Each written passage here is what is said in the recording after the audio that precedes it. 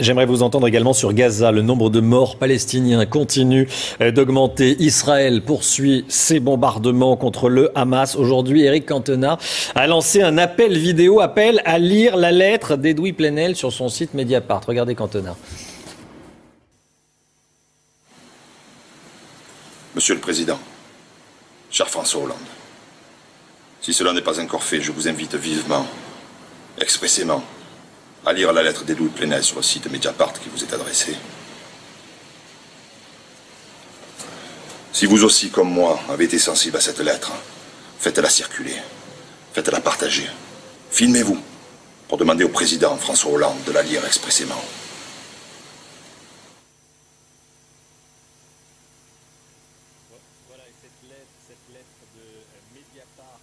Cette lettre de Mediapart fait 8 pages. Elle fait 8 pages. Le patron Edoui Plenel accuse François Hollande d'être comme Guy Mollet à l'époque de la guerre d'Algérie, complètement aveugle face à la situation du monde.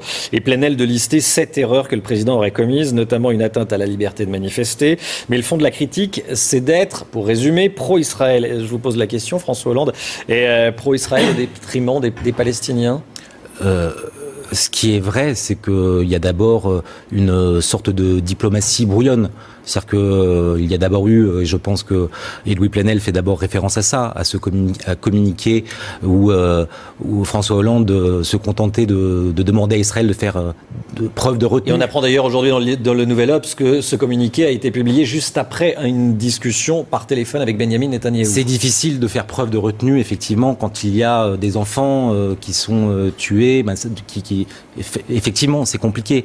Et puis surtout, c'est une sorte de trahison à l'égard de la politique et de la diplomatie française qui a essayé d'être toujours sur un fil. Ce communiqué restera un marqueur, c'est ce que vous pensez? Je pense. Rokhaya Diallo.